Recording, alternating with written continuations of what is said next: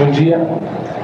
Em primeiro lugar, eu quero pedir desculpas porque vou tentar falar uma língua que não é português e também não é espanhol. É uma mistura muito original que vou tentar para falar com você. Por que tento falar assim? Porque para querer algo, você tem que conhecê-lo. Então, para que se possa fazer realidade, que sejamos dois povos irmãos, eu estou tentando aprender o português. Por isso pido desculpas porque o léxico é muito mau. Mas vocês são gente boa, então se vai compreender. Em segundo lugar, eu quero agradecer aos organizadores, porque para mim é verdadeiramente um honor e um prazer estar aqui.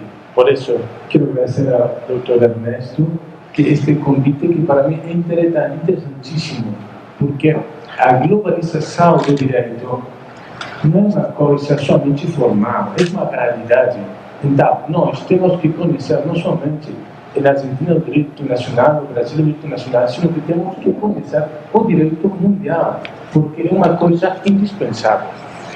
E outra coisa que eu quero falar é que isto não vai ser uma palestra, são somente ideias loucas, muitas delas, que eu quero exponer ante vocês, para submeter à crítica de vocês. Por isso, se a gente tem perguntas para fazer, por favor, interrompam-me sem nenhum problema, porque se temos uma ideia muito mais interessante de tudo isto. O primeiro tema que quero tocar é, no direito, na Argentina sempre falamos que o livro mais importante para os advogados é Sun Tzu, general chinês do século V a.C., que ele falava que tudo é tática e estratégia. Pois bom, a ideia dos advogados hoje tem que ser falar da futurologia.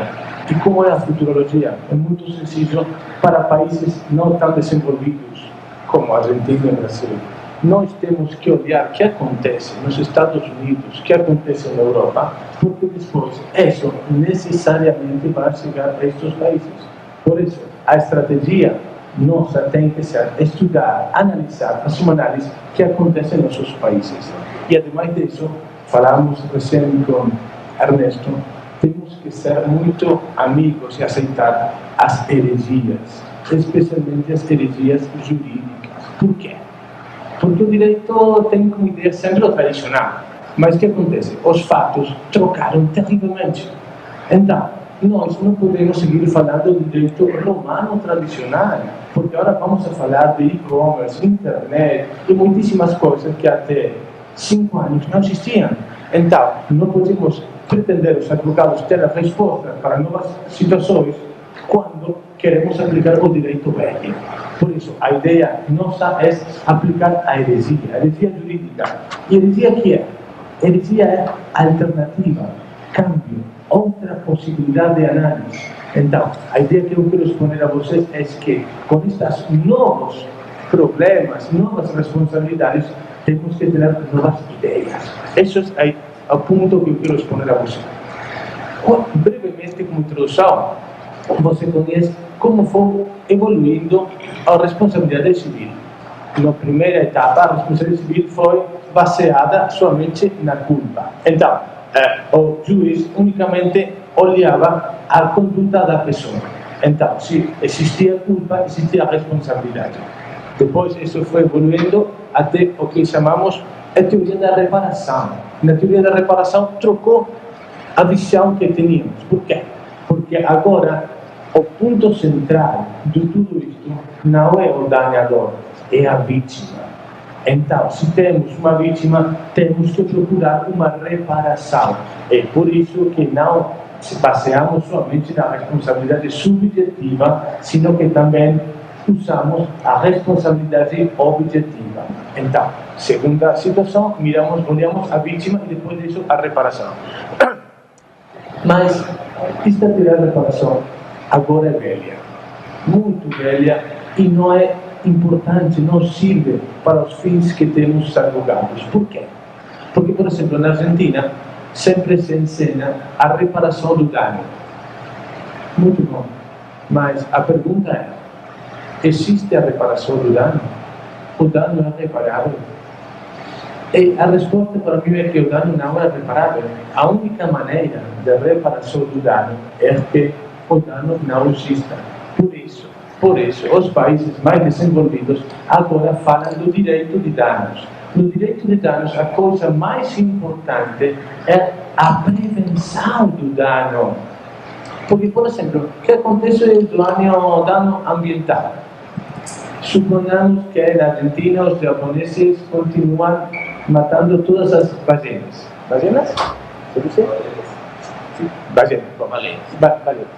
O que acontece? Se depois eles matam a todas as ballenas, nós podemos fazer um juízo na ação. E a reparação que pode ser disso? Nada. Porque as ballenas não podem voltar a viver.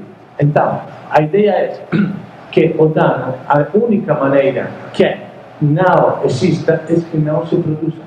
Por isso, os países mais desenvolvidos falam primeiro da prevenção e, como contracara disso, sanção, a sanção, os punitive damages, os danos punitivos, que depois vamos a falar um pouquinho.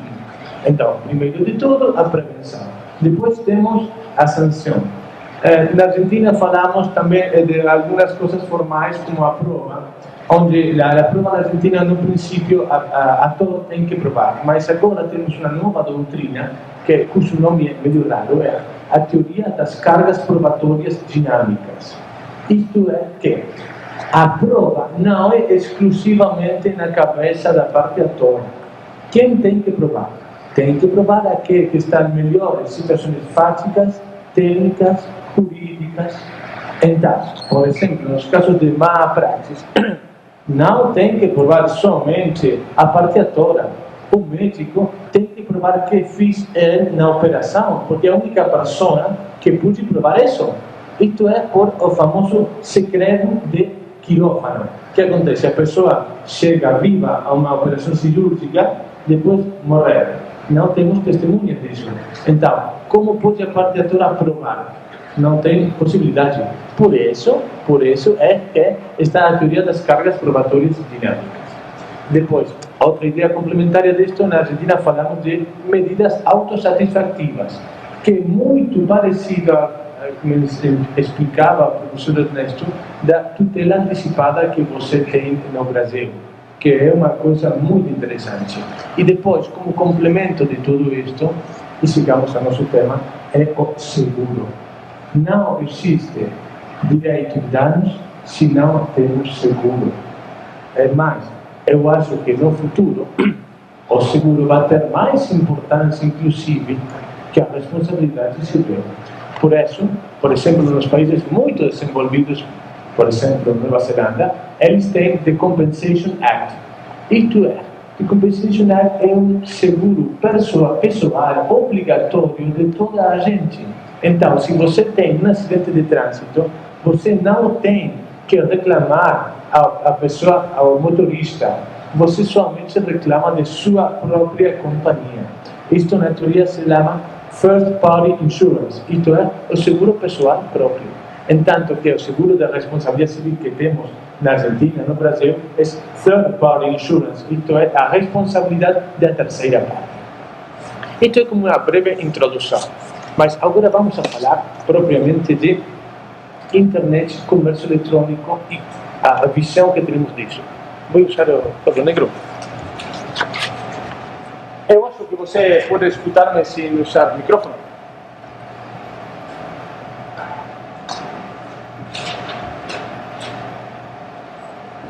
Temos que fazer uma análise de como é a toda a situação própria de internet e comércio eletrônico. Na primeira parte, temos o fornecedor de conteúdo.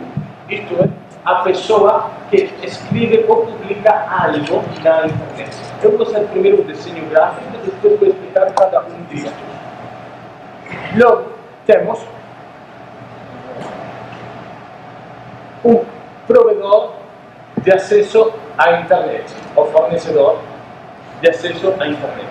Isto é, por exemplo, UOL, AOL, são as empresas que enviam tudo para a internet. Temos também o operador de telecomunicações, que é quem produz a união entre o fornecedor de conteúdo e o provedor de acesso à internet. Logo temos os que na Argentina falamos buscadores. Altavista é um buscador, temos aqui. Ou temos também os portais. O Siti é um portal muito conhecido. Logo temos o fornecedor de alojamento de páginas web. Isto é, onde estão alojadas as páginas web. Aqui temos hosting, housing, depois temos os listados, que são as partes mais importantes. Agora vou explicar tudo isso. Depois, mais arriba, temos propriamente a internet. Isto é o espaço virtual. Temos que ver agora quais são as diferentes responsabilidades que temos em cada um destes casos. Por quê? Porque agora existem novos problemas que até 3 anos não existiam. Por exemplo, grandes problemas: pornografia infantil. Segundo, violação da propriedade intelectual. Terceiro, fomento de racismo, antissemitismo, violência. E quarto tema, muito importante, é a difamação. Por quê? Porque em virtude de tudo isto, nós podemos chegar a fazer danos muitíssimo mais grandes que o conhecido que temos até agora. Por quê? Porque se você faz uma difamação em São Paulo, isto em São Paulo está acotado. Mas se você faz uma difamação na internet, isto é mundial. Então, a ideia que vamos a fazer agora, vamos a tentar explicar as diferentes responsabilidades que temos neste novo desenho gráfico e os seguros que podemos ter para proteger tudo isso. Dentro de tudo isto temos novíssimas coisas que não são muito conhecidas. Por exemplo, muitos de vocês suponho que compraram coisas por internet, via e-commerce. Agora, como se chama a doutrina americana este tipo de contrato? Contrato shrink wrap. Por quê? Wrap é envoltório. Quando você compra algo, ele envolve. Shrink é envasado vazio total. O que significa isto? Quando você compra algo por internet, você conhece o que está comprando? Sim. Você conhece as cláusulas do contrato? Não. Então, nós conhecemos o contrato de adesão. Sim, que são cláusulas muitas vezes arbitrárias. Mas shrink wrap é muito mais grave ainda. Por quê? Porque quando você compra, este contrato também se chama click wrap. Por quê? Porque você com o mouse aprieta e fala I agree. I agree. Mas agree com o quê? Se você não conhece os termos do contrato. Então, agora a situação do consumidor é muito mais grave. Está muito mais sem defesa. Por quê? Porque não conhece quais são os termos desse contrato. Isso é muito importante, inclusive porque temos nestes contratos o que a doutrina americana fala de beginners. O que são beginners? Beginners são gente que não tem muito conhecimento da computação. Os filhos, nós, se nós encontramos um computador, não temos muita experiência disto. Isto é também como fala a doutrina brasileira do consumidor, do hipoconsumidor. Isto é a gente que tem menor conhecimento que a gente geral. Este hipoconsumidor também é a gente que somos nós, analfabetos tecnológicos. Por quê? Porque não conhecemos muito disso. Então, uma coisa que temos que ter muito cuidado é o shrink wrap, porque são contratos onde não temos conhecimento dos termos desse contrato. Na Europa, estão tentando fazer certo arreglo de tudo isso. Então, quando você vai comprar algo, prévio a fazer um clique com o mouse, eles têm que mostrar a você os termos desse contrato. Tá? Mas isso, por agora, é uma proposta de diretiva que tem na Europa. Agora, quando você hoje compra na Amazon, por exemplo, você não conhece o contrato. Então, este é um contrato shrink que é muito mais perigoso que os contratos de tradução, porque você não conhece nada disso. Também temos outro risco muito importante da internet, que são, por exemplo, os spams. Você conhece que quando prende o computador recebe muitíssimos e-mails, também chamados junk mail. O que é junk mail? Tudo é mails basura que você não pediu. Tá? Então, isto também gera muitas responsabilidades, depois vamos falar, especialmente a provedor de acesso à internet. Por quê? Porque nos Estados Unidos, por exemplo, agora, existem muitas class actions em contra do provedor de acesso à internet. Por quê? Porque a gente fala, os consumidores falam, eu não tenho por que receber junk mail ou mails que eu não pedi. Então, por exemplo, no estado de Washington existe uma lei agora onde a pessoa que envia um spam tem uma multa de $500 por cada spam que envia. E isto por quê? Porque estão violando a privacidade de você, estão obrigando a receber informação que você não quiser. Portanto, o tema dos spams também é muito importante. Outro que é mais grave ainda, a questão própria dos cookies. Você conhece os cookies que são? São como sistemas que estão dentro do seu computador que você não pediu, onde este sistema envia informação de você a um centro X, um registro onde eles têm registrado todos os lugares onde você navega com a internet. A ideia principal da internet é anonimato. Você quer navegar porque sim, nada mais. Mas com estes cookies estão violando a intimidade de você. Por quê? Porque este cookie grava em um registro todas as coisas que você faz. Então, isto é gravíssimo porque você não tem mais intimidade.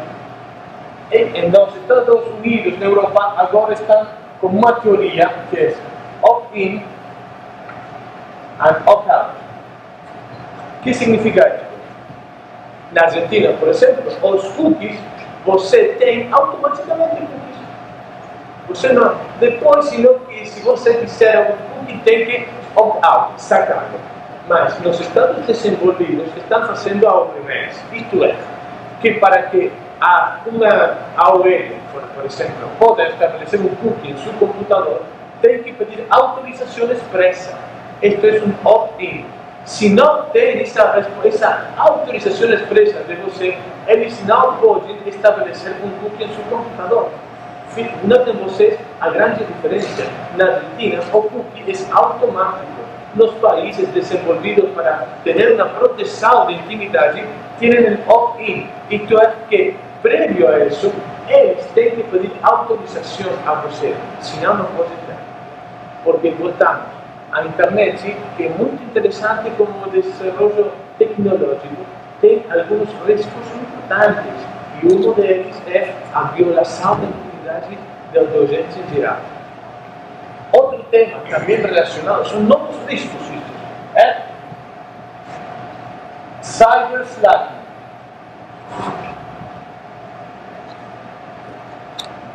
Este é um novo nome relacionado com o que acontece se você tem uma empresa com 100 funcionários. Todos os funcionários estão trabalhando com computadores. Mas a pergunta é, o que estão fazendo com esses computadores? Trabalhando para a própria empresa ou, por exemplo, projetando as próximas vacações, as próximas férias. Tá? Ou estão em alguma página divertida. Tá? A pergunta é, pode o empregador, o dono da empresa, ver o que está fazendo o próprio funcionário? Tem direito para isso? Um dos primeiros casos disto é United States versus Simon. Este é um funcionário que estava navegando no horário de trabalho com seu computador, mas onde trabalhava este menino? FBI, FBI, Ok? Então, obviamente foi analisado tudo o que ele fazia. Bom, a pergunta é, tem direito o dono da empresa de olhar o que acontece com o funcionário? Ou o funcionário pode falar, não, você está violando minha intimidade, porque eu faço com a computador, pode ser e-mails pessoais com minha mulher, e você não tem que olhar isso. Bom, qual é a resposta? Na Inglaterra, por exemplo, 15 dias atrás, eles sacaram uma lei onde o empregador tem direito de supervisar, monitorear o que acontece com seus funcionários, mas tem uma condição prévia importantíssima. Tem que noticiar, informar aos funcionários que você vai monitorear isso. Por quê? Porque se você não informa isso, está fazendo uma violação da intimidade. Porque, inclusive, o funcionário tem intimidade, aunque o computador seja da empresa, ele tem também sua própria intimidade. Por isso, é que se pode fazer um monitoreio disto, pero prévio você tem que informar. Temos também outros temas, como, por exemplo, os metatags. Outra maneira de responsabilidade. Suponemos que vocês são advogados e têm uma página. Bom, então, tem a página, mas você quer que a gente conheça a sua página. Você pode ter o que se denomina chamador, ou meta-tag. É um hiding code, um código escondido, onde tem certos nomes. Por exemplo, Dr. Ernesto, pessoa muito conhecida de seguros. Então, um consumidor que necessita ter uma consulta de seguros, muito possivelmente põe a nome no buscador, muito bom. Mas acontece que o Aldo tem uma página e quer ter clientes de seguros. Então, como meta-tag, como hiding code, põe o nome Dr. Ernesto. Então, o buscador, por exemplo, Altavista, quando busca Dr. Ernesto, aparece na página de igual. Você entende o conceito? Então, isto é uma maneira de roubar clientes e a típica violação de má-fé. Mas isto não é somente teoria. Temos um caso, Opedal e Larson, que é justamente um estudo jurídico mais importante dos Estados Unidos, onde um competidor, um advogado muito pequeno, tinha sua própria página de internet e estabeleceu como meta-tag Opedal e Larson. Então, quando a pessoa, o consumidor, queria chegar a Opedal e Larson, terminava na página de eu proprietário. Isto chegou à Corte de Colorado, acho, no ano de 1997, e este advogado pequeno foi obrigado a quitar o nome Opedal e Larson e a responder por os danos e prejuízos. Tá? Esta é uma coisa também muito importante. Outro tema de responsabilidade, hijacking. Hijacking em inglês é algo assim como pirata aéreo. Quando um pirata rouba um avião. Isto aconteceu no fevereiro do ano 2000, quando a Universidade de UCLA, um hacker entrou no computador de UCLA, que é muito grande, e a partir daqui enviou como mail bombs de saturação a CNN, eBay, Yahoo. Então se produz um colapso de CNN, porque se CNN recebe 1000 e-mails por dia, através da computadora dupla, este hacker enviou 1 milhão de e-mails. Então, a pergunta é, o hacker era responsável? Obviamente sim. Mas a segunda pergunta é, a UCLA tem que ter um firewall. Um firewall é como um filtro para que não entrem os hackers.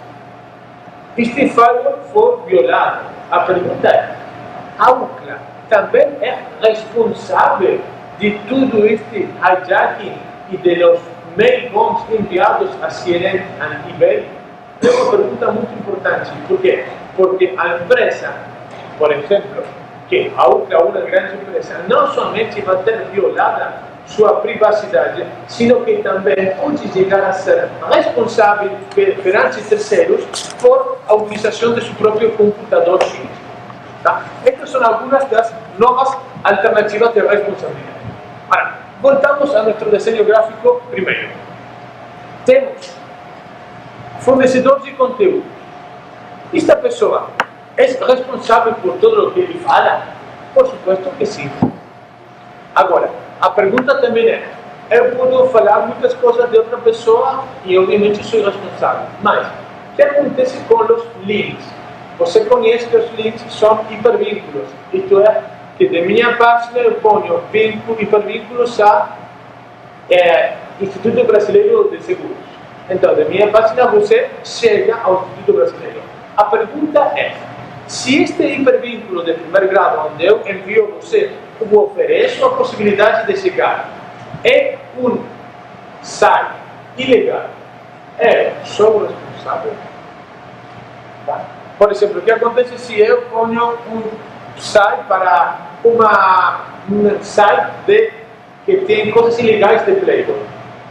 Bom, a pergunta é: essa violação de propriedade intelectual, eu sou responsável?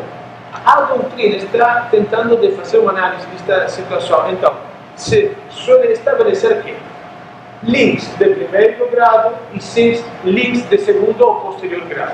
Então, a um link de primeiro grau, eu sim sou responsável porque eu estabeleci a possibilidade a você de linkar a esse outro site. Então, eu conheço isso. Se não conheço, evidentemente, tenho culpa da minha parte.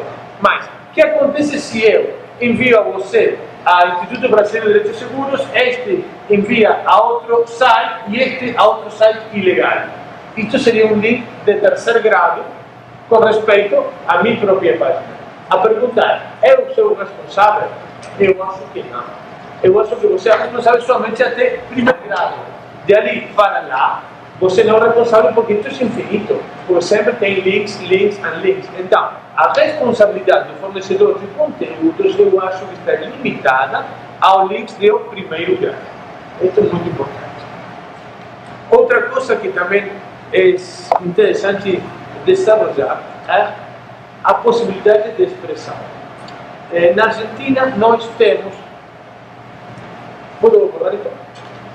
Na Argentina temos uma teoria ao respeito da responsabilidade das empresas de imprensa, se chama a prensa, os jornais e tudo isso.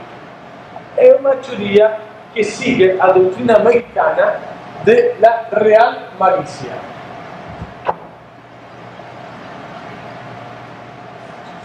O que significa isso? Isto estabelece que os meios de imprensa não são responsáveis por culpa, senão somente quando tem uma culpa grave. A culpa grave ou real malícia. Por quê? Porque os meios de imprensa são uma maneira de garantir as democracias nos países. Então, nos Estados Unidos, o caso, o leading cases, New York Times versus Sullivan, onde se estabeleceu que, para que um jornal seja responsável, ele tem que actuar com real malícia. Na Argentina, temos a mesma doutrina. O caso, o leading cases, Vago versus La Urraca. Mas isto é para os meios de imprensa. Minha tese ética que eu propongo a você é: que é imprensa? É uma maneira de expressar ideias ao general da gente. Muito bom. Tradicionalmente, a imprensa são os jornais, as revistas e tudo isso. Mas, minha pergunta agora é: se o seu fornecedor de conteúdo e aquelas coisas que eu escrevo podem ser lidas por milhões de pessoas, a pessoa comum não pode ser considerada também como imprensa? Então, isto para quê? Para que a gente tenha a possibilidade de expressar qualquer coisa e somente ser responsável quando atua com real malícia. tenho que explicar a você que o limite também é que esta real malícia se refere unicamente a personagens públicos, políticos e tudo isso.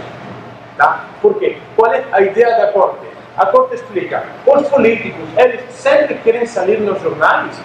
Sim, muito bem.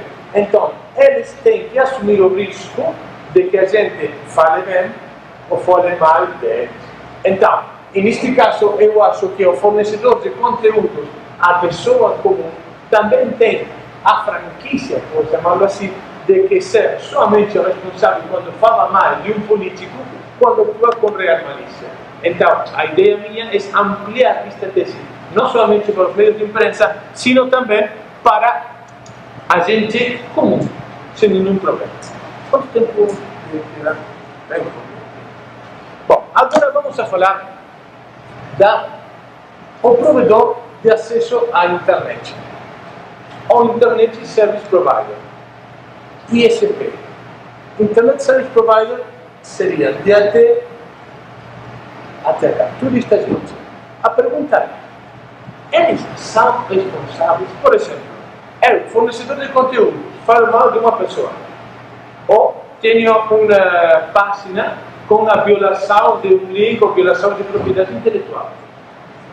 Eu sou responsável, mas o fornecedor de acesso à internet e o fornecedor de alojamento de página web também é responsável? E tem uma pergunta muito transcendente, porque se estabelecemos a responsabilidade deles, van a ter muitíssimos casos de responsabilidade. A jurisprudência foi evolucionando. Então, agora vamos a fazer uma breve análise da jurisprudência dos Estados Unidos, Alemanha, França e Inglaterra, para ver como foram evoluindo as ideias que eles têm. Primeira situação.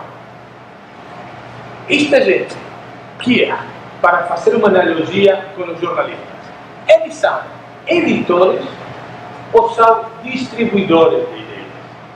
Isto é muito importante, porque se você fala que eles são editores, eles são responsáveis de absolutamente tudo o que está na rede. Então, se falamos disto, por exemplo, de lançamento de web, se falamos de Yahoo tem milhões de sites. Então, Yahoo vai ser responsável de todas as violações de direito que se fazem através das páginas. Entanto que, se nós falamos que somente eles são distribuidores, eles não vão ter a responsabilidade, salvo culpa. Bom, como foi a evolução da doutrina? Nos primeiros casos, nos Estados Unidos, 1993, caso Playboy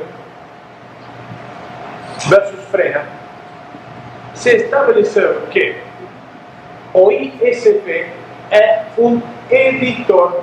Então, ele é responsável de absolutamente tudo o que acontece na internet.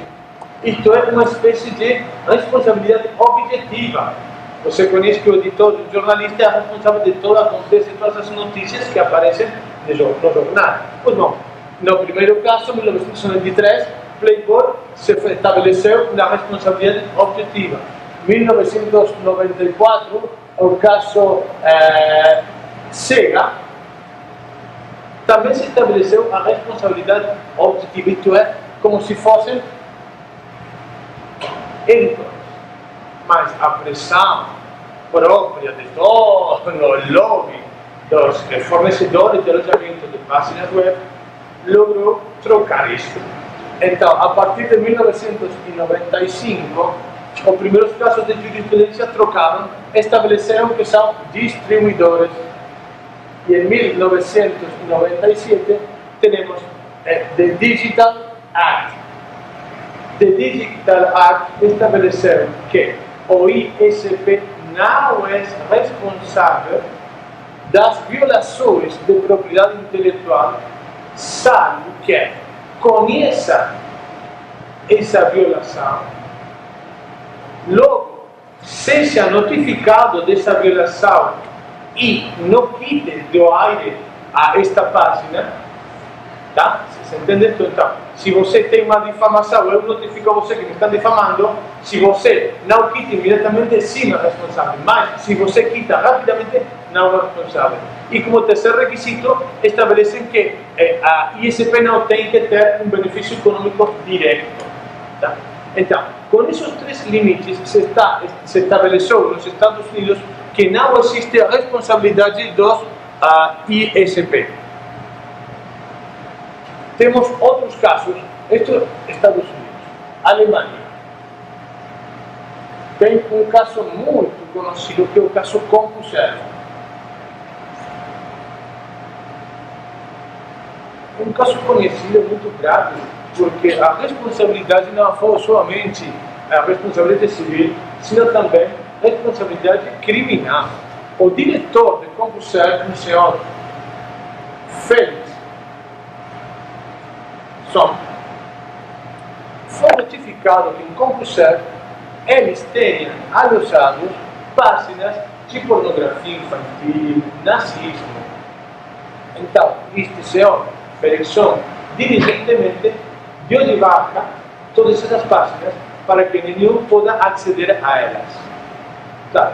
Primeiro problema: CompuServe tem acesso mundial. Então, começou a receber críticas porque falavam: por que, se de Alemanha alguém se queixa das páginas de nazismo, você tem que dar de baixa todas as páginas para acesso de todo mundo? Você lembra o que acontece agora com Yahoo e o nazismo? Que também existe um juiz que quer proibir, interditar a gente que aceda às páginas do nazismo. Por quê? Porque na França está proibido, mas na Argentina não está proibido o nazismo. A pergunta é: Yahoo tem que proibir, inibir acesso a todo mundo ou somente a França? Porque também tem a liberdade de expressão. A primeira emenda da Constituição americana fala do free speech. Free speech é a liberdade que você tem de expressar coisas. Pode existir gente que seja nazi. Na França está proibido, é ilegal. Na Argentina não fala nada a respeito. A pergunta é: um argentino tem possibilidade de chegar ou não? Uma pergunta. Pois bom, Felixson deu de baixa tudo isso. Mas, na Alemanha, no princípio, seguiam a teoria do editor. Então, Felixson, na sua defesa, explicou: quando eu me enterei destas páginas de pornografia infantil, eu cortei esse serviço. Mas o juiz estabeleceu: não, você é responsável objetivamente. Então, foi condenado a 2 anos de cárcere em suspenso. Isto foi em 1995. No 1997 se estabeleceu de Multimedia Act, onde se determinou que a responsabilidade é muito parecida à de Digital Act dos Estados Unidos. Então, que somente existe a responsabilidade subjetiva. Por isso, depois a sentença de Felixson foi anulada, porque estabeleceu que ele não tinha responsabilidade. Outro caso importante, tudo isso eu explico a vocês, porque nós falamos da futurologia. Então, nós temos que conhecer o que acontece nos outros países do mundo que têm mais experiência que nós. Outro caso muito conhecido é Inglaterra, o caso Godfrey. Na Inglaterra, a concessão é diferente. Na Inglaterra, este Godfrey é um professor universitário. Então, uma pessoa, usando falsamente o nome de Godfrey, começou a falar coisas impróprias de outras pessoas. Godfrey notificou a Damon, do ISP de Inglaterra, explicando: mais a gente que está falando mais coisas usando meu nome, eu não sou. Então, eu quero que você dê de baixa isso. O demandado não atuou diligentemente, então foi condenado. Mas foi condenado quase como editor. O problema, lembrem vocês que editor é a primeira teoria de instituição na Inglaterra. Agora usam a teoria do distribuidor. Tá? A pergunta é: um ISP norte-americano, que ideia, por isso falamos da globalização, que ideia tem que ter da responsabilidade? A responsabilidade é do editor que essa ideia nos Estados Unidos, mas se ele fala ou tem um problema na Inglaterra, que doutrina legal vão aplicar a ele? Então, possivelmente apliquem outra onde ele possa ser encontrado responsável. Por isso, temos que analisar toda a ideia esta. Bom, e depois a proposta da Diretiva de Comércio Eletrônico da Europa estabelece a responsabilidade, seguindo muitíssimo a doutrina do Digital Act dos Estados Unidos. Depois desta introdução, eu quero falar dos seguros na internet. Como são os seguros? A primeira pergunta é: os seguros tradicionais, nós podemos usá-los para questões próprias da internet? Por exemplo, o que acontece se hoje nós somos advogados de um jornal brasileiro, de São Paulo, e temos uma demanda por difamação, e temos seguro, mas essa difamação foi por internet. A pergunta é o seguro que nós temos dá proteção ao jornal de São Paulo quando não se fala nada disso? É uma boa pergunta, porque ainda não temos muito seguro na internet. Então, uma coisa importante, você lembra IDOCAT, o problema do ano 2000? A teoria era que muitas empresas de seguros, expressamente faziam um endosso de exclusão do ano 2000, e outras empresas de direito continental, especialmente na Alemanha, eles falavam: não, nós não temos que fazer nenhum endosso porque não tem cobertura. A pergunta é: hoje, com as polícias tradicionais, que não falam nada de internet, temos cobertura ou não? Então, eu acho que é muito interessante fazer uma análise de um leading case muito importante nos Estados Unidos, Pan American versus Aetna. Isto é de 1974. O que aconteceu? A Aetna tinha um seguro de responsabilidade civil que cobria os riscos de guerra. Mas aconteceu que em 1974 os palestinos põem uma bomba em um avião de Pan American e produzem uma explosão. A pergunta é: risco de guerra, é a mesma coisa que terrorismo? Sim ou não? Importante pergunta. Então, o que aconteceu? Pan American explicava: se você somente faz uma exclusão de war risk, isso não é terrorismo. Então você tem que dar cobertura a isto. Pois bom, este leading case estabeleceu que a coisa que depois foi muito mais normal, que como a companhia de seguros faz o contrato de adesão e estabelece as cláusulas, quando estas são oscuras ou não são claras, você tem que ter responsabilidade. Então, neste caso, a Aetna foi condenado a pagar. Então, primeira questão para analisar nossa polícia: a claridade que tem a polícia de responsabilidade civil deste jornal expressamente exclui os riscos próprios de internet? Se não exclui expressamente, temos uma alternativa para falar que temos proteção. Segunda questão: o caso Missouri. Eu acho que está em uns escritos que deixei para você. O que acontece com este? O caso Missouri é uma empresa de ferrocarriles que tinha que fazer um tendido de vias férreas na Califórnia. Muito bom. Queriam contratar seguros de danos ambientais, mas a probabilidade que eles fizeram danos ambientais era muito grande. Então, muitíssimas companhias de seguro não querem fazer esse seguro porque o sinistro, o risco era quase uma realidade. Até que uma companhia contratou seguro, fez um companhia de fez o seguro. Obviamente, chegou a demanda de tudo isso e a companhia de seguros pretendeu excluir a cobertura falando da doutrina do low loss. Isto é, que o assegurado conhecia perfeitamente a altíssima probabilidade que o sinistro pode ocorrer. O tribunal que explicou que a doutrina de low loss aplica-se ao assegurado, mas também à companhia de seguros. Então, se a companhia de seguros conhecia que Missouri Railroad tentou de fazer o seguro, muitíssimas companhias e todas rejeitaram. E esta companhia aceitou, a companhia Admiral Insurance aceitou. Eles também têm aplicação da doutrina no-loss. Então, foi condenada e considerada responsável a companhia de seguros. Que tem que ver isto com a pergunta da internet. E, voltando ao caso do jornal de São Paulo, que publica na internet, a pergunta é: a companhia de seguros conhece que este diário de São Paulo é publicado por internet? Sim.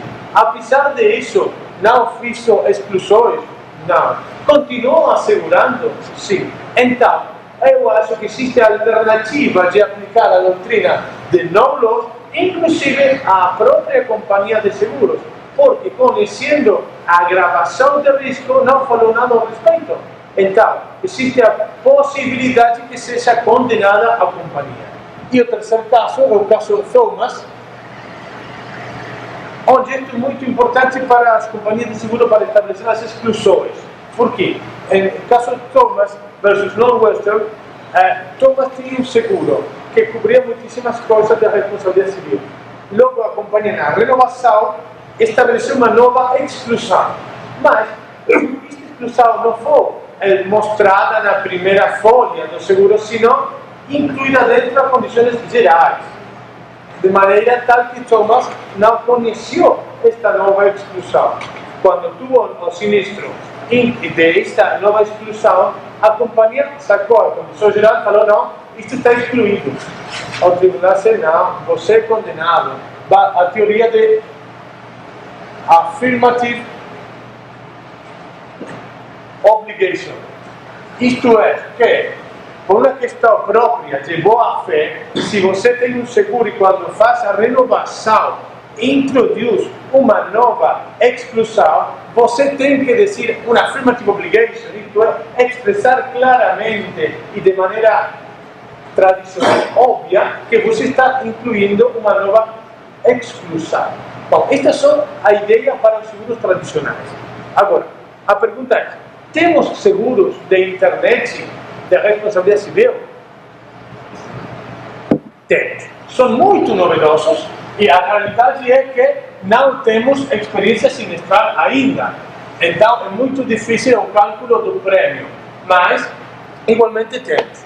Os seguros de internet principalmente cobrem First Party Insurance e Third Party Insurance. Isto é, estes são os danos próprios e estes danos frente a terceiros. Que cobre tudo isto? Nas pólices, as poucas pólices que temos disto, cobrem as questões relativas, derivadas de website, e-mail, internet, intranet, tudo o relativo às páginas próprias disto. Também cobrem as questões próprias, por exemplo, violação da propriedade intelectual. Isso é muito importante porque, por exemplo, muitos têm páginas web, é verdade, mas a página web foi elaborada por uma pessoa especialista nisso. Bom, mas o que acontece se esta pessoa tomou um desenho, uma foto que está registrada por propriedade intelectual? Você, o dono da página de internet do site, é responsável por a violação da propriedade intelectual que essa pessoa fez, possivelmente de boa fé, mas se tomou uma foto que tem proteção legal, você, como dono da página web, é responsável. Outro tema muito importante de violação de propriedade intelectual é, você conhece o caso MP3 e NAFTA. Agora temos uma grande discussão legal, grandes batalhas, para estabelecer se NAFTA e MP3 produz uma violação da propriedade intelectual dos direitos de autor e especialmente das grandes discográficas internacionais. Por quê? Porque você, através de NAFTA, pode baixar, download, música, mas não paga nenhum direito. Então, se você tem um seguro disto, a violação dessa propriedade intelectual sim tem cobertura. Outro tema que também cobre são os vídeos. os vírus que você pode transmitir. Mas agora em Buenos Aires temos um caso original que é uma pessoa recebe um e-mail com um vírus. Então, estabeleceu uma ação em contra do Internet Service Provider. Por quê? Porque ele fala que o Internet Service Provider não tem um filtro para esses vírus. Por exemplo, Yahoo tem um filtro de McAfee, onde se você envia um e-mail que tem um vírus, detecta. Então quando chega o e-mail ao seu computador, Yahoo tem uma legenda que fala: olha, tem um vírus. Mas se a Argentina não tem esse filtro tão importante que tem Yahoo. A pergunta é: pode ser responsável o ISP por um envio de ISP de vírus? Bom, é uma boa pergunta. Bom, com esta cobertura de seguros, você também tem proteção deste tipo. Agora, como é a questão de... também tem cobertura da violação da confidencialidade, também tem proteção da difamação e também tem proteção para misuse information, mau uso da informação que você coleta. A pergunta agora é: as sumas asseguradas, como são? Estas sumas asseguradas por agora são muito limitadas, não são muito grandes porque o risco não é conhecido. Mas, por exemplo, muitas pólissas sim cobrem os punitive damages. Você lembra os danos punitivos? Que no Brasil e na Argentina não são muito conhecidos, mas no estrangeiro sim. É importante que conheçamos todo o direito, porque recordo que o risco é globalizado. Um ISP brasileiro pode ter uma demanda na França ou nos Estados Unidos. Por isso as pólissas têm que ter ideia da legislação própria de outros países.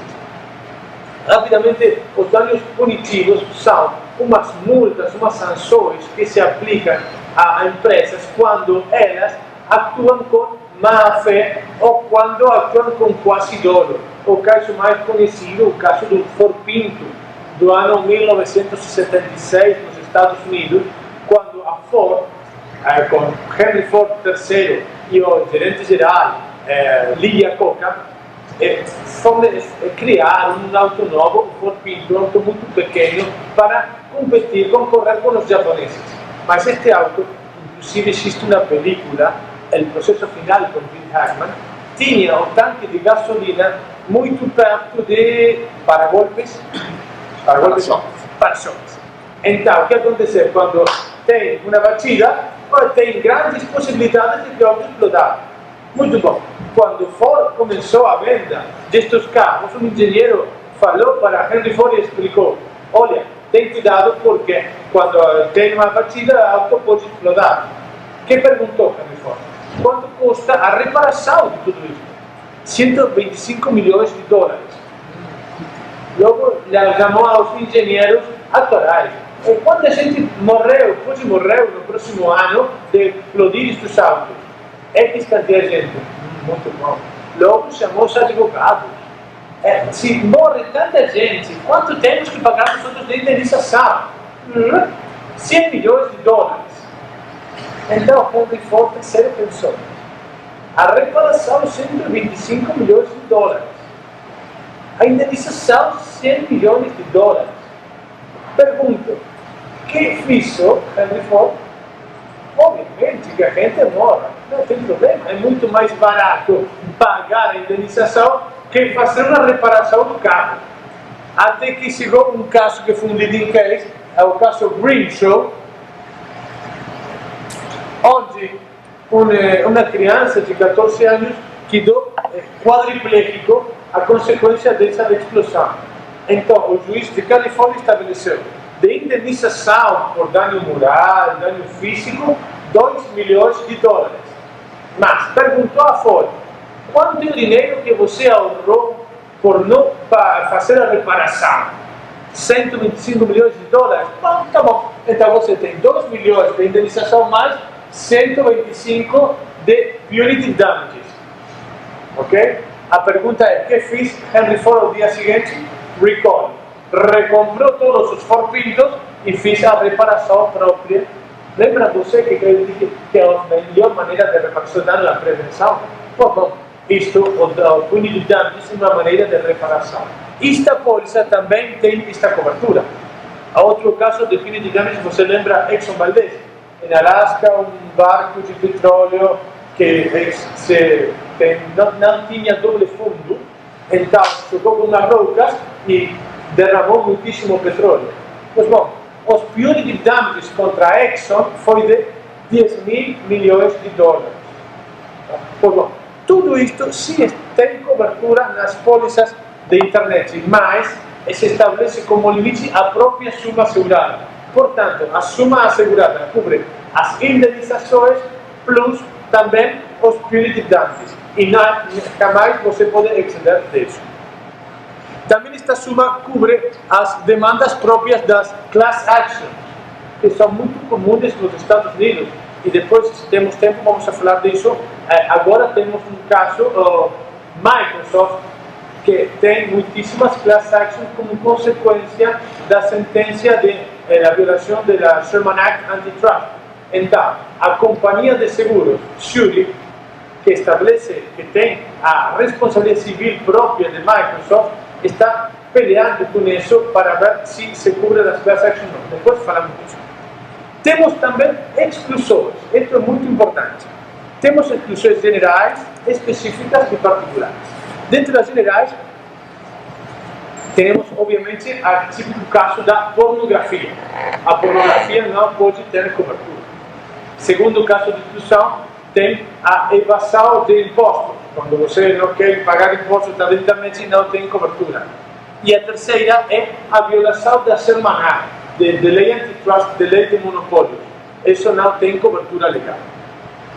Outras exclusões específicas são aquelas que têm possibilidade de ter seguro, mas com seguros específicos. Por exemplo, uma delas é D&O, Directors and Officers. Isto é um seguro especial que existe para a proteção dos diretores das sociedades. Mas, como é um seguro específico, isto não tem cobertura nas polícias gerais de internet. Falando da futurologia novamente, nos Estados Unidos é muito comum as demandas contra D&O. Por isso, eu acho que se essa é uma moda, fazer isso, muito prontamente também vai ser uma moda na Argentina. Eu não conheço o Brasil, mas a Argentina, recém agora, estamos começando as demandas contra os diretores. E, por exemplo, um caso muito conhecido foi um avião de aerolíneas argentinas que teve um sinistro. Então, foi demandado a aerolíneas argentinas e todos os seus diretores, porque na Argentina o diretor de sociedade anônima é responsável por culpa e é responsável de maneira solidária e ilimitada. Então, agora, os diretores de aerolíneas argentinas têm embargos por todos os bens como consequência desse acidente. Bom, você tem que fazer uma coisa específica de Directors and Officers. Outro caso que está excluído, porque tem coisa especial, é o molestamento sexual, sexual harassment, acoso sexual, que uno pode pensar, na internet não temos muita possibilidade.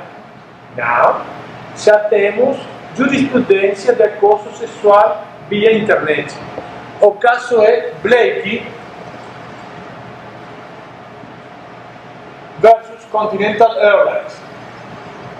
Tabby Blakey é uma piloto de avião, que você conhece como é o molestamento sexual. Em princípio, você tem duas maneiras.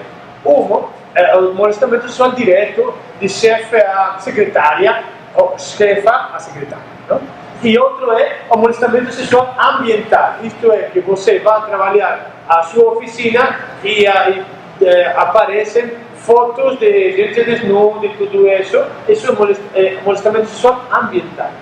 Esta piloto Blakey ganhou um juízo de acoso sexual ambiental contra a Continental Airlines. Então, esta companhia foi condenada. Um juízo normal de molestamento sexual. Mas o que aconteceu? Continental Airlines tem um órgão de difusão, um boletim, onde a gente da empresa pode escrever, falar, fazer comentários e muitas coisas. Pois bom, outro piloto de Continental Airlines publicou no boletim a verdadeira história de Tiny Blakey. eu vou contar a você o que faz ela quando vai de viagem na Europa. E entrou a contar muitíssimas coisas, que não conheço se são verdade ou mentira. Mas Blake falou, bom, este é o primeiro caso na história da humanidade de discriminação e molestamento sexual via internet. Iniciou uma ação em contra de Continental Airlines e é o segundo juízo que ganha Blake. Então, Continental Airlines foi condenada por acoso sexual via internet por as questões publicadas no boletim próprio da empresa. Por isso, temos que ter cuidado com os boletins das empresas. Outra exclusão específica que temos é de Worldwide Cover. Worldwide Cover. Quanto tempo tem, mais ou menos? 10 minutos. 10 minutos. Excelente. Bom, isso é muito importante. Por quê? Porque as polícias, geralmente, não têm esta cláusula que é fundamental. Por quê?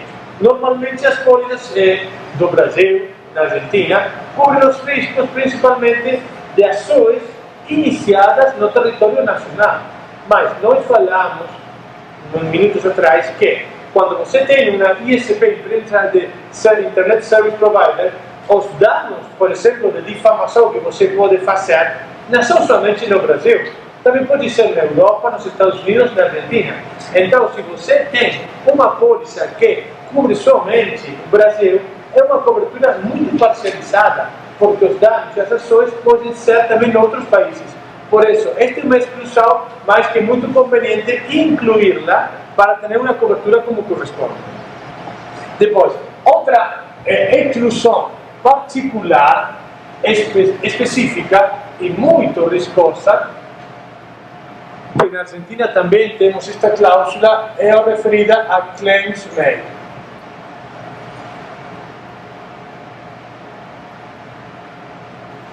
Você pode condição de claims made.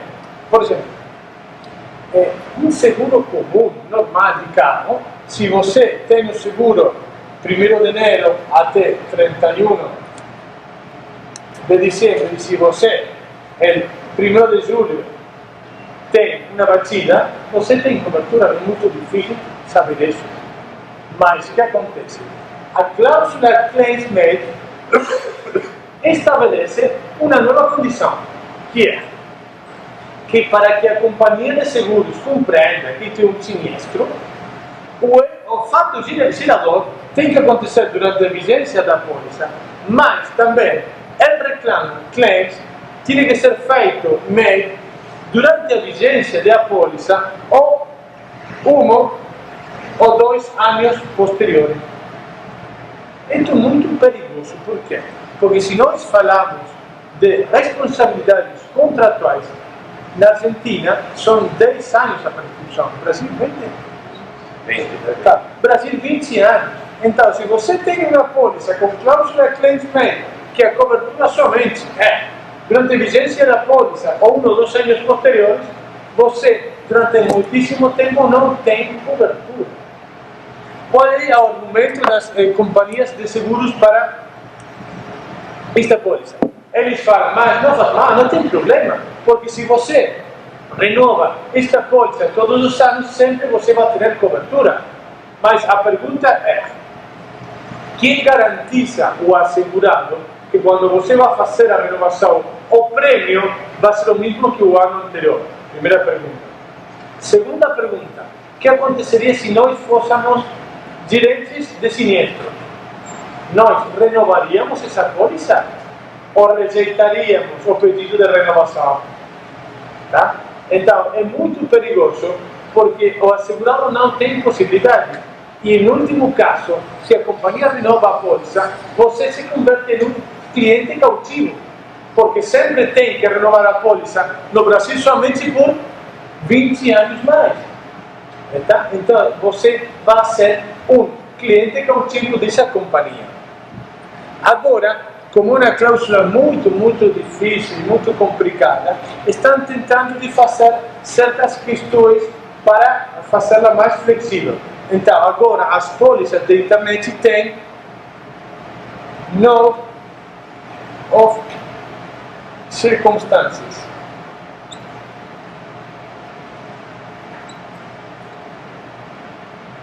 Isto é, a pergunta foi: por que existe a cláusula claims-made? A resposta das companhias de seguro é: nós necessitamos imprescindivelmente a cláusula claims-made porque não podemos ter um sinistro pendente durante muitos anos. E se não conhecemos a existência desse sinistro, é financeiramente muito complicado para nós ter em limbo esse sinistro. Então, a resposta do assegurado qual foi? Mas, bom, necessita conhecer a existência do sinistro? Sim. Mas, por que essa denúncia tem que ser feita por a vítima? Se você unicamente necessita o conhecimento do sinistro, também alcança que o próprio assegurado informe a você essa circunstância. Então, se inventou novas circunstâncias. Isto é, que o próprio assegurado tem a possibilidade de denunciar a companhia de seguro a existência de sinistro. Muito bom. Mas o que acontece? Ao princípio da charla, nós falamos de Sun Tzu, tática e estratégia. Suponhamos que nós somos advogados de uma clínica e que o dono da clínica nos fala: doutor, amanhã eu vou trocar de seguro da responsabilidade civil na outra companhia, eu tenho contratado o seguro, tudo bem. Eu tenho que fazer algo com a companhia anterior? Então, nós, que lembramos muito Sun Tzu, qual pode ser a nossa estratégia? Sim, temos que fazer algo. Não das circunstâncias, mas o dono fala: não tivemos nenhum sinistro, portanto não temos nada que denunciar. Nós vamos falar: sim, temos que denunciar. Então, nós só vamos a fazer o que a doutrina chama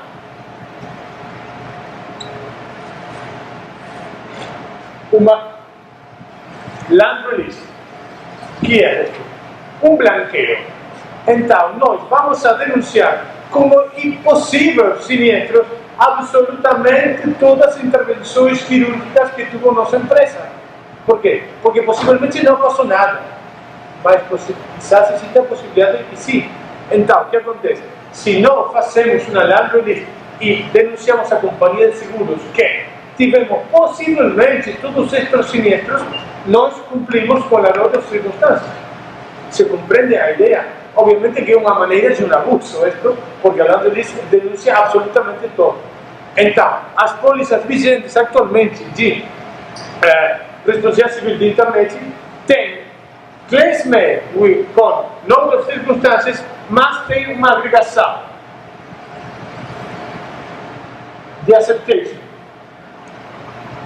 Isto é que, quando você tem claims-made com as outras circunstâncias, quando você faz a denúncia à companhia de seguros, ela tem o direito abusivo, obviamente, de acceptation. O que implica isso? Que a companhia manifesta se aceita ou não aceita este sinistro. Tá? Então é a mesma coisa que o claims-made, porque se você faz a denúncia e eles falam: não aceitamos isto, você não tem cobertura.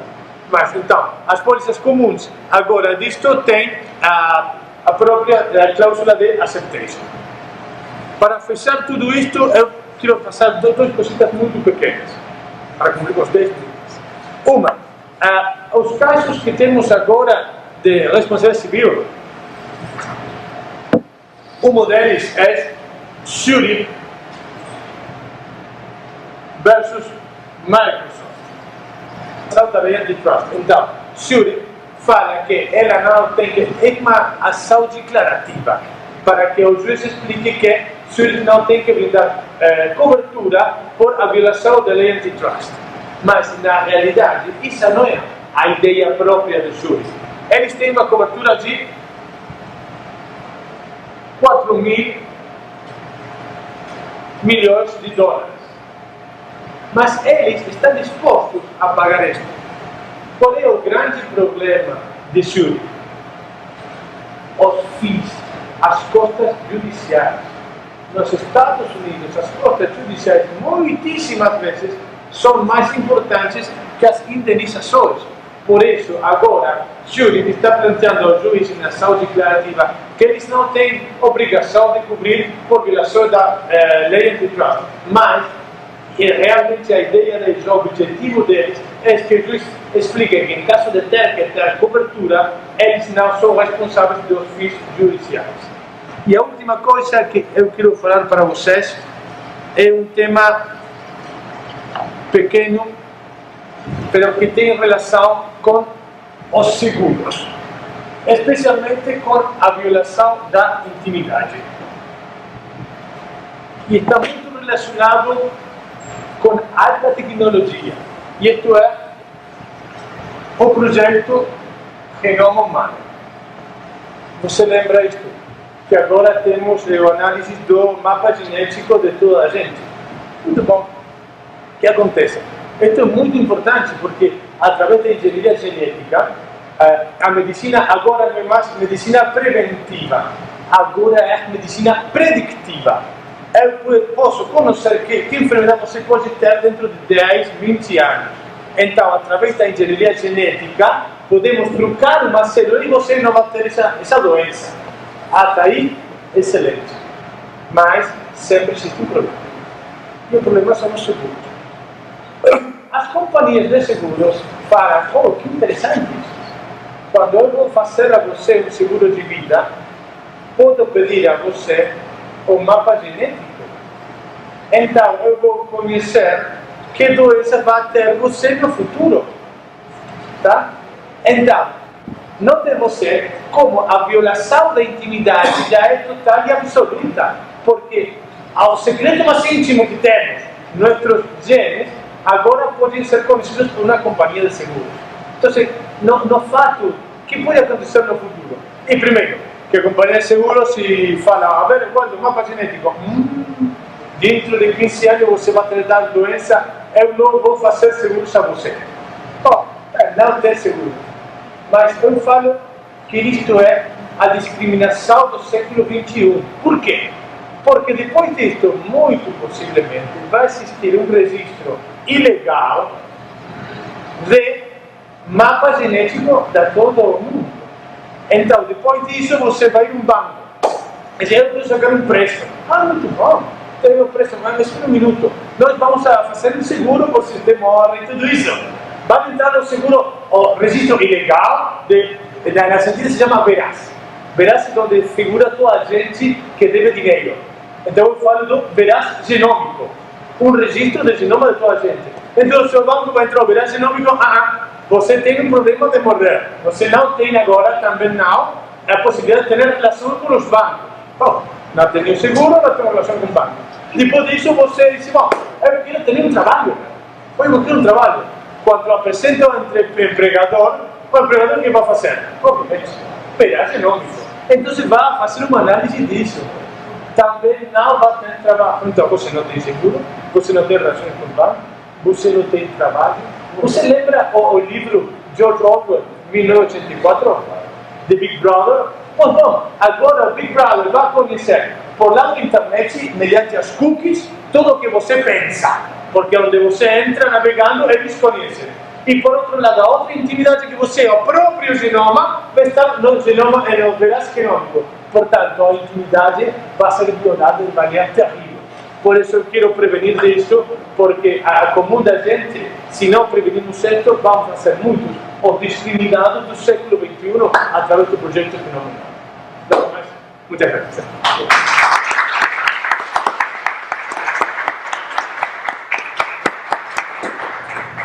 Dá uma referência violando a intimidade dele. O professor Valdo Sobrinho era nosso conhecido como Augusto Sobrinho. O nome verdadeiro dele é Augusto Roberto Sobrinho. E Valdo era nome querido, né? E que ele adotou há bastante tempo. Mas, lamentavelmente, ele passou muitos anos publicando artigos como Augusto Sobrinho.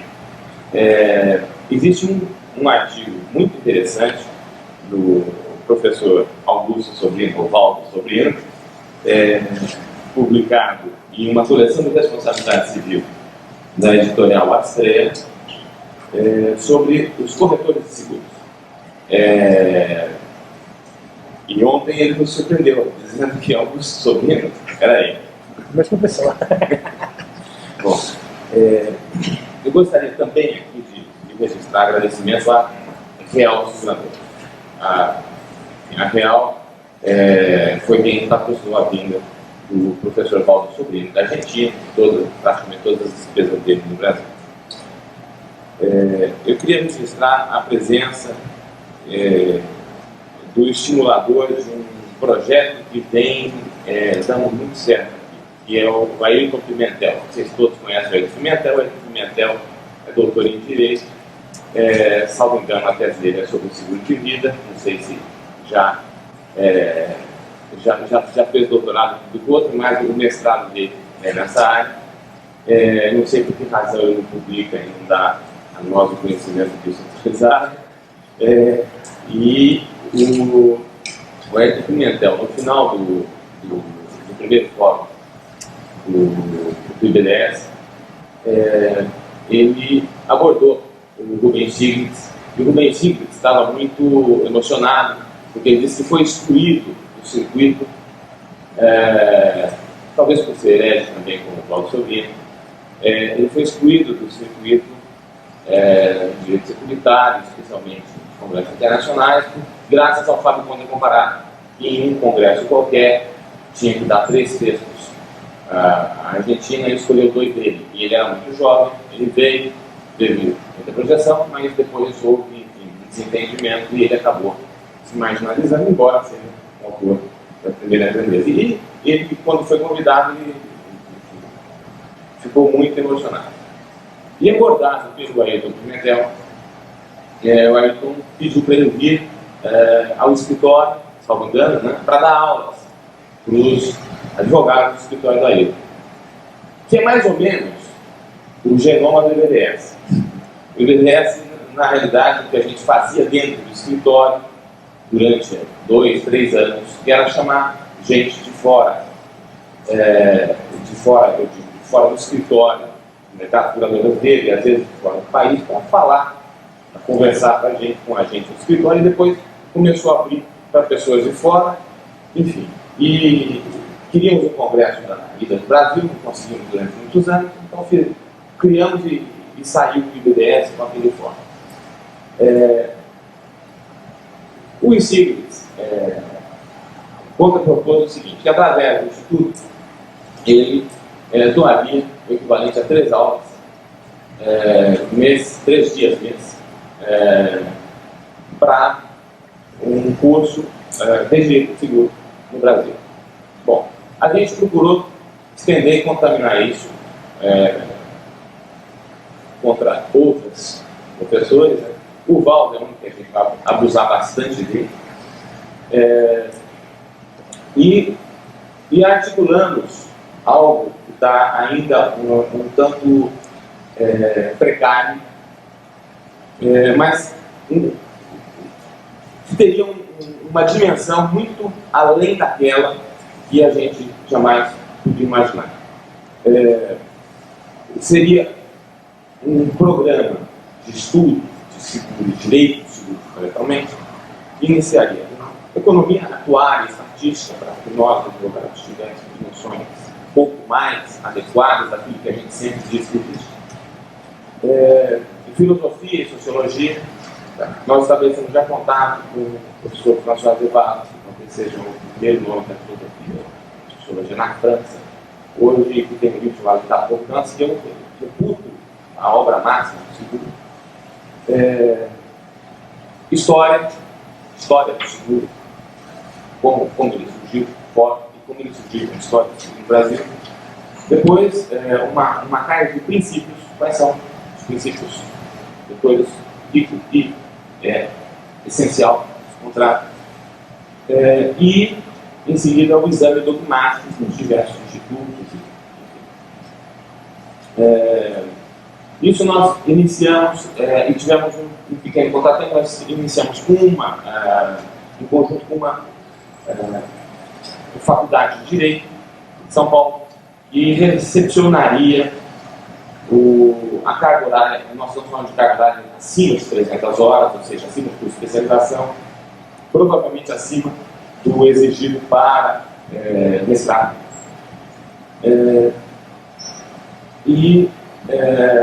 Entretanto, problemas políticos que venham acontecendo na faculdade de Direito dessa universidade acabaram,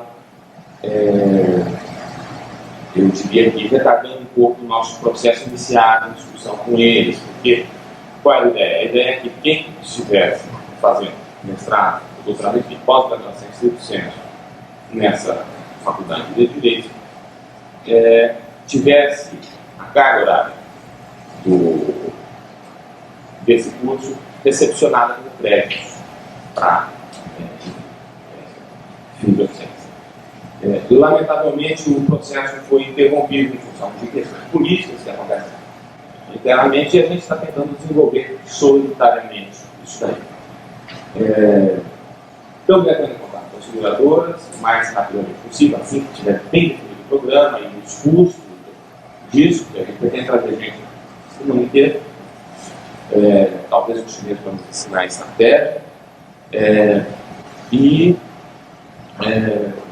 Eu espero o mais rapidamente possível estar divulgando isso a vocês, e mais do que isso, espero conseguir que isso comece em março de 2001, que era a ideia original. Muito bem. Eu só queria fazer essas comunicações e abrir aí o debate com o professor Valdo Sobrinho. Quem tiver pergunta, a outra coisa, gente, é a seguinte: a ideia nossa é que a gente fique muito à vontade para conversar com as pessoas, tá? A gente vai, inclusive, procurar evitar convidar pessoas que fechem a cortina ao debate. Então, eu sei, por exemplo, que a Valéria Camacho está fazendo um trabalho sobre essa área específica, salvo engano, no mestrado, é isso, Valéria? Não? Então.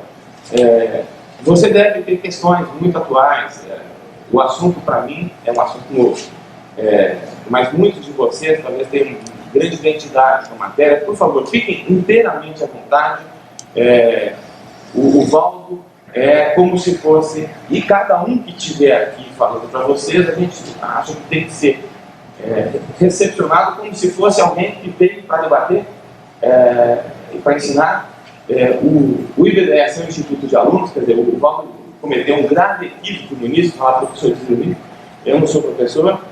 A ideia do IBDS é a ideia de alunos, a gente quer aprender, né?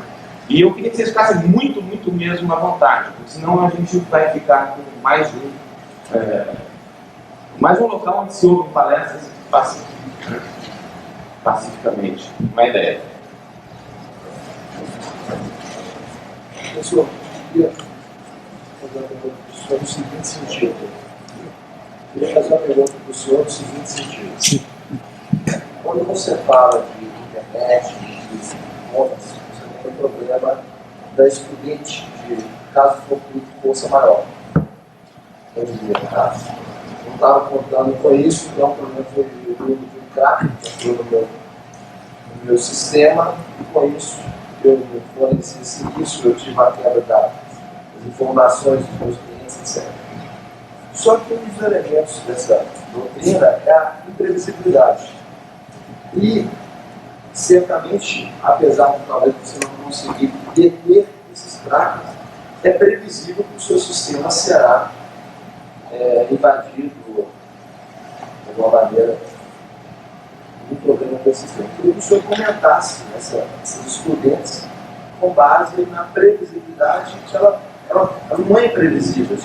É um problema previsível, mas muitas vezes você, apesar de prever, você não consegue deter esse problema. Sim. Normalmente nos contratos se estabelece como um contrato de adesão, como cláusula de adesão, que o caso fortuito estabelece a eximição da responsabilidade do ISP. Mas é um contrato muitas vezes leonino e arbitrário, e inclusive na Argentina nós seguimos a teoria de Exner, quando ele fala que o caso fortuito tem que ter como característica a ajenidade, isto é, que não seja próprio desse negócio ou dessa matéria. Então, você bem fala que o caso fortuito derivado de crackers, hackers e tudo isso, eu acho que não seria propriamente um caso fortuito porque não tem ajenidade. é muito conhecido, tá? A questão do direito do futuro é quem assume esses riscos, ou a grande empresa ou o consumidor, tá? Então, eu acho que, primeiro, os crackers e os hackers não são caso fortuito, que então eles em princípio têm que ser responsáveis, porque senão o único responsável é o consumidor, tá? Então, dessa maneira não. De outra maneira, se pode chegar a falar que existe também uma teoria mais sutil que fala de caso fortuito extraordinário. Isto é, que sejam coisas realmente não conhecidas. Então, por exemplo, agora nós já conhecemos como são os hackers tradicionais, os crackers tradicionais. Mas o que acontece se aparece um cracker não normal via computadora, senão, não sei, via satélite, uma coisa qualquer. Então, quando esse caso fortuito é absolutamente ajeno e não conhecido, não previsível, aí sim pode ser como causa de exclusão de responsabilidade. Nos outros casos eu acho que não. Mas tudo isto, como falava o professor Ernesto, todas são coisas muito novas. Então, eu falei no princípio, isto não é uma palestra, são somente ideias para propor a vocês, para pensar juntos, porque não temos coisas, por exemplo, o caso fortuito é eximente de responsabilidade. De todas as coisas que eu li sobre a responsabilidade da internet, jamais nenhum falou de caso fortuito. Tá? Por isso agora estamos pensando, neste momento, like brainstorming, tá? São coisas novas. Professora, já que o doutor Ernesto citou o meu nome, eu vou usar a comunicação e eu vou fazer uma pergunta. Primeiro, eu queria parabenizar pela extrema didática e clareza da sua palestra. Foi realmente muito proveitosa. Muito obrigado. Eu gostaria de fazer uma pergunta sobre a introdução. Quando o senhor fala de first party insurance, das seguros em que primeiro se busca a seguradora para depois verificar se não houver seguro, se verifica a responsabilidade do terceiro. Eu queria que o senhor comentasse sobre isso em relação a dois aspectos. Primeiro, sobre a impunidade que se pode, sentimento de impunidade que se pode gerar. Depois, sobre os custos do seguro, que certamente vão subir, porque a subrogação e o ressarcimento também são diminuídos quando se faz um cálculo do valor do seguro. Né? E se eu realmente estou correta na minha conclusão, que o First Party Insurance, ele exclui a possibilidade de subrogação e ressarcimento pelos danos por parte da seguradora. Sim. Bom. Quando eu falo de First Party Insurance and the Compensation Act, isto é uma coisa. The Compensation Act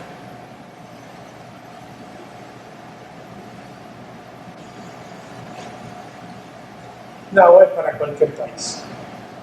Especialmente não é, por entanto, para a Argentina. A cultura argentina para a gente que dirige os carros é terrível. Temos o recorde mundial mais grande do mundo de mortes nas ruas. Então, isto é para países culturalmente desenvolvidos. Por isso, a Compensation Act tem aplicação na Nova Zelândia, não na Argentina.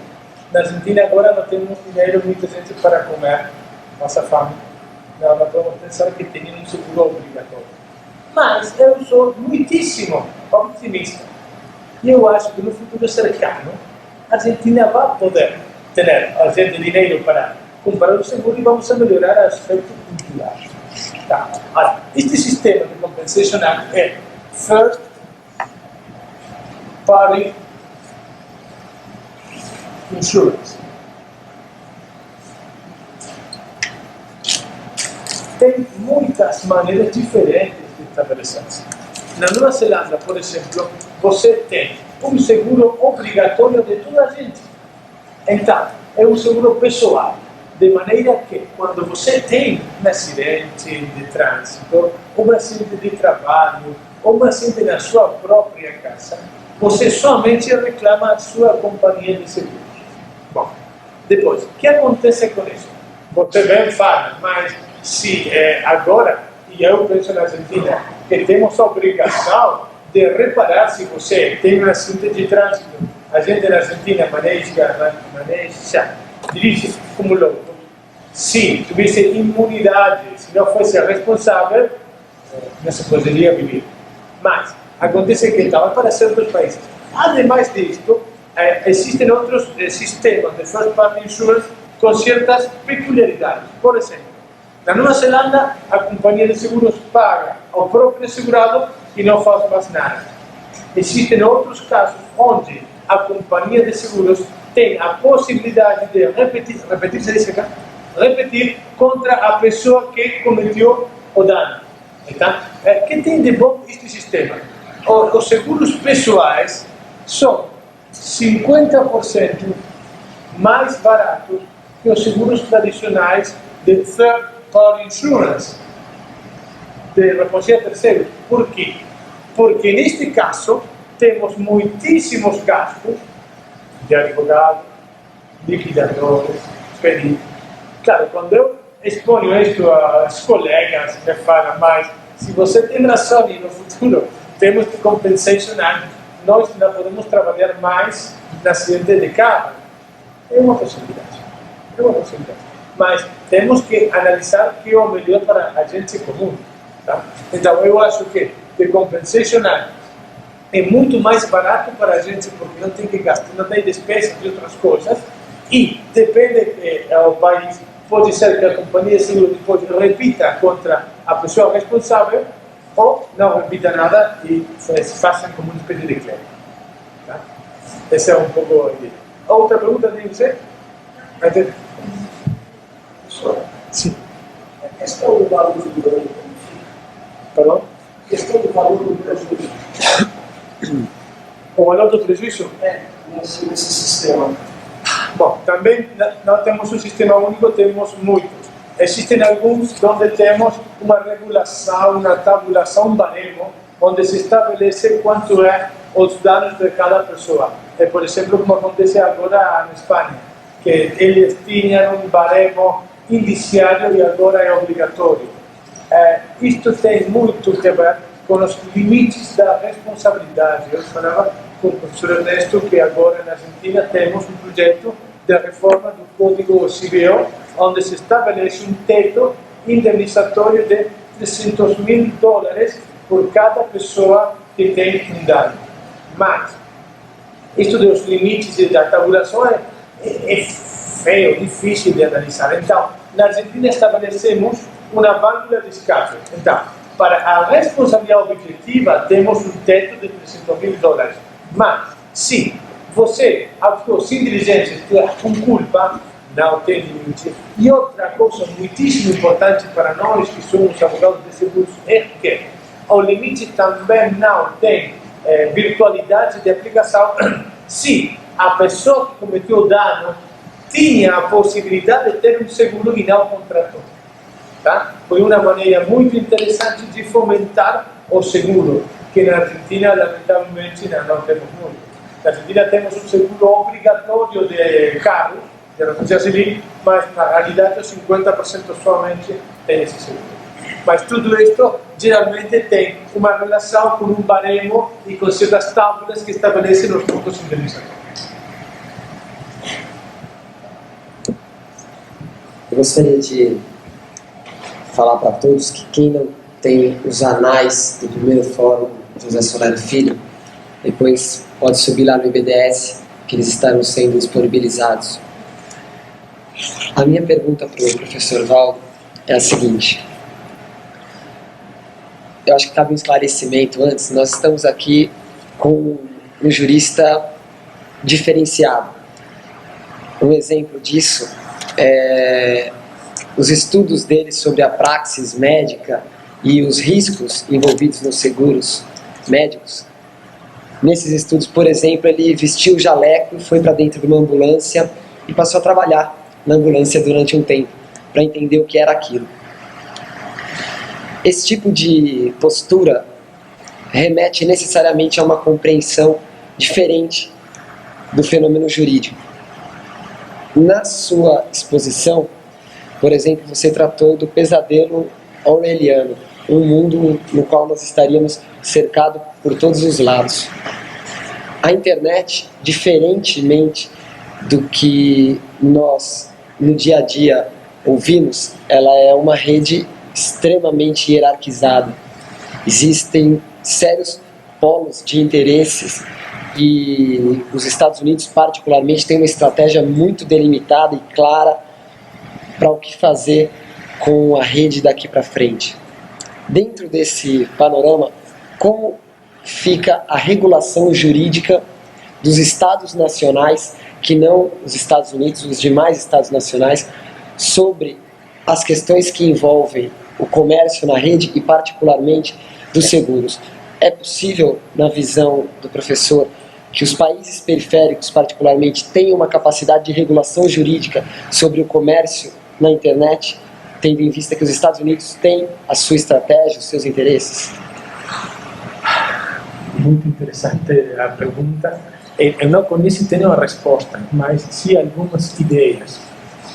É verdade que os Estados Unidos são os, entre aspas, os donos da internet e são quienes marcam ao norte as pautas da responsabilidade e da regulação.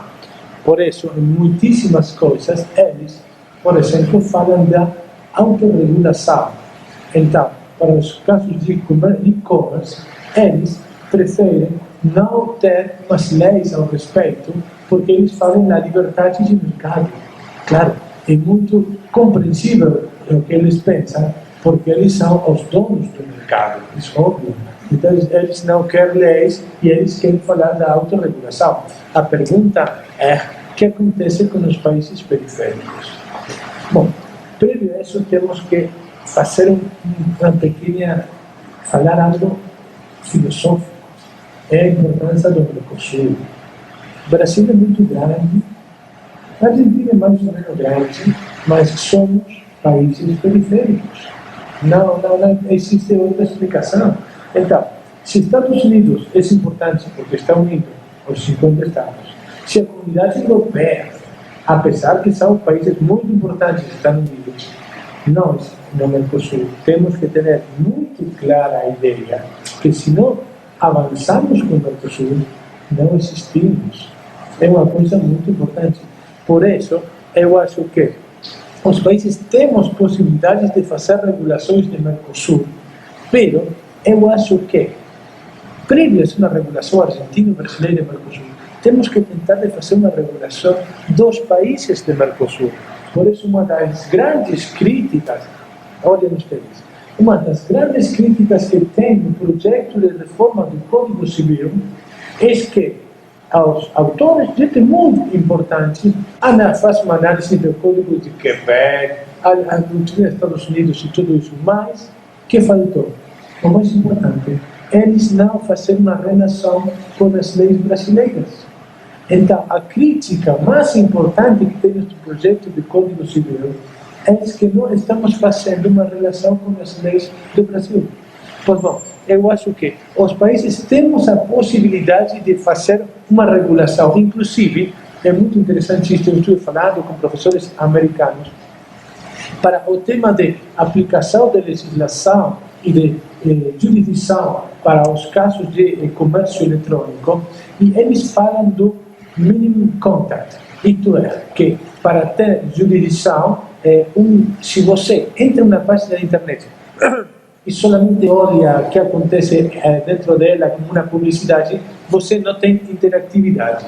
Mas, se você tem interatividade, isto é, que você pode comprar, isso é minimum contact. Portanto, isso otorga jurisdição para o juiz do lugar do consumidor. Mas, este professor americano falava que Brasil e Argentina estão muito melhor para a proteção do consumidor, porque então, eles não têm uma lei de proteção do consumidor. Entanto que Brasil e Argentina, sim, e temos o princípio de pro-consumidor. Então, no caso de dúvida, temos a aplicação da lei argentina ou lei brasileira. Portanto, eu acho que sim, é muito importante ter uma lei de comércio eletrônico, de responsabilidades, porque, de uma maneira ou outra, se eu compro algo na Argentina e na Amazon, se eu vou aplicar a lei argentina e a jurisdição argentina, é muito importante ter uma lei ao respeito. Eu não conheço como podemos fazer a aplicação nos Estados Unidos, é uma coisa mais complicada. que você lembra os problemas do registro de domínio, os .com e tudo isso. Na Argentina temos muitíssima jurisprudência disso, mas todo limitado aos .com na Argentina.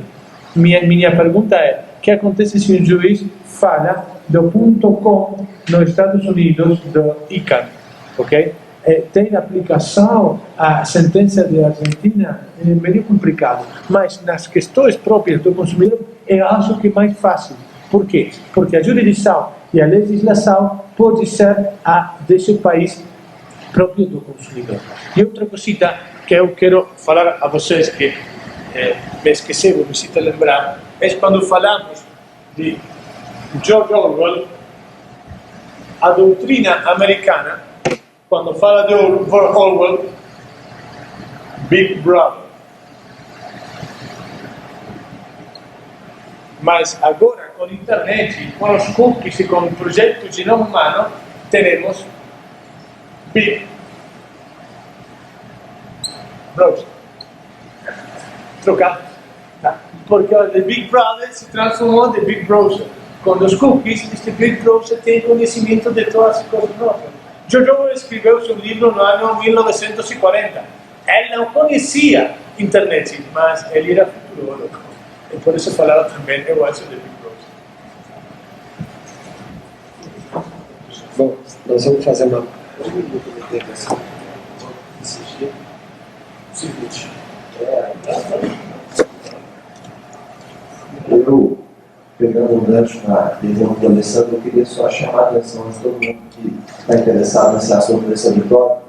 Tem um livro do professor Ricardo, que é o professor Nessa, que o senhor conhece, e é muito interessante o ponto de vista dele, porque ele diz o seguinte: a internet, todo mundo vê a internet como uma nova oportunidade de negócio. E, na verdade, o primeiro meio democrático de disseminação de ideias que a humanidade conhece, porque você, com $100, você expõe o seu pensamento do tipo que você quiser, desde que seja dentro de uma moral.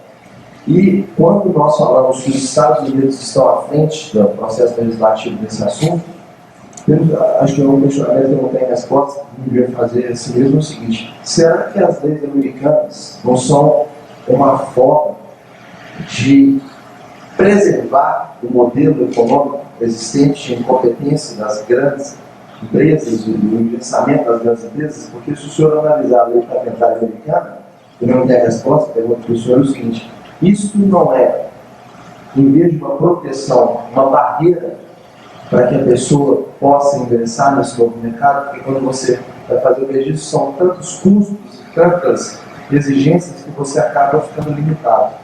Então, quando nós somos tomar os Estados Unidos como base do processo legislativo nesse assunto, só tomar cuidado, porque eu acho que o interesse econômico logo é muito forte, muito grande. Sem dúvida, as leis dos Estados Unidos são para a proteção de seu próprio modelo econômico. Eu conto a vocês a experiência argentina. No meu país temos muitos problemas. Um deles é o efeito pêndulo. Pêndulo, é isso?